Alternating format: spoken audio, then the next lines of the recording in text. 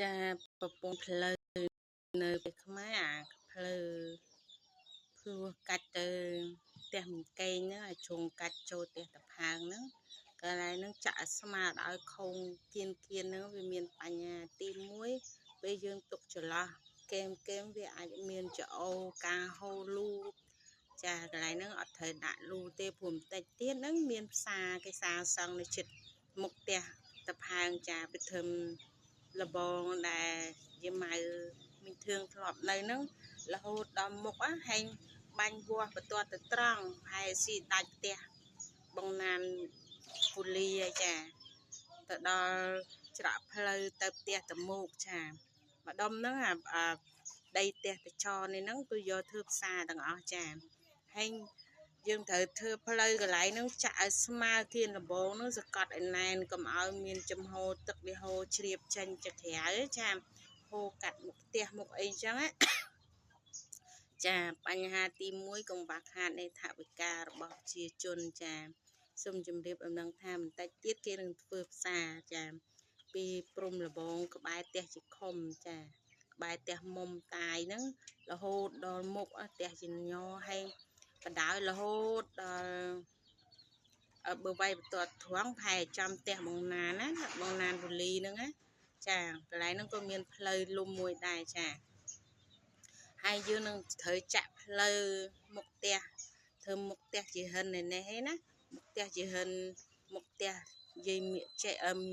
មៀកញេបមៀកញេបណាចារហូតចាក់កន្លែងផ្លូវកោងនឹងកន្លែងតិចចាហាជុងលបងលិចហ្នឹងយើងកាត់ធឹម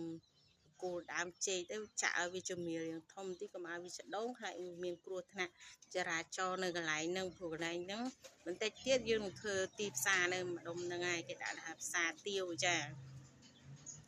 ហើយចំពោះបញ្ហាការដាំស្រូវចឹងដែរមិនបាច់យកទឹកឆ្វាំងយកមកដាក់បានក៏បានដែរចាទី1យើងត្រូវ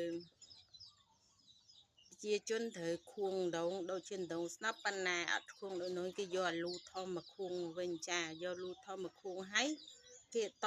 ប្រព័ន្ធខ្សែណាប្រព័ន្ធរយោចាយើងគ្រាន់តែមានម៉ាស៊ីនមកបូមដាក់តាមស្រែក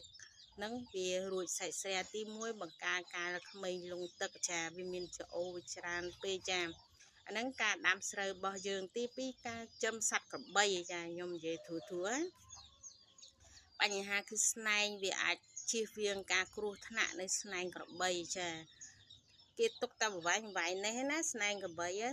វាអត់កាចចាបើទុកវែងពេកភ្នែកវាដៀងហើយវាកាចខ្លាំងណាស់អញ្ចឹងហើយគេទុកប្រវែងមកស្នែងគូទេយើងយកប្រដាប់កាត់ដែកហ្នឹងណា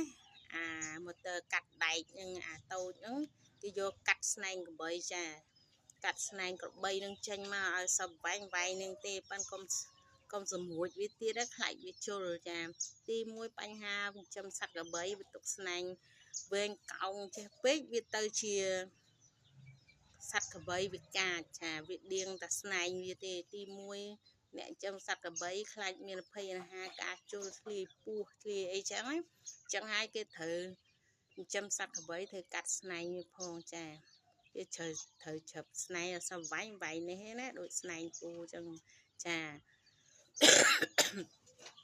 ស្នែងគោទៅវែងពេកគេកាត់ចោលហើយចាស្នែងកំបីទៅវែងពេកកាត់ចោល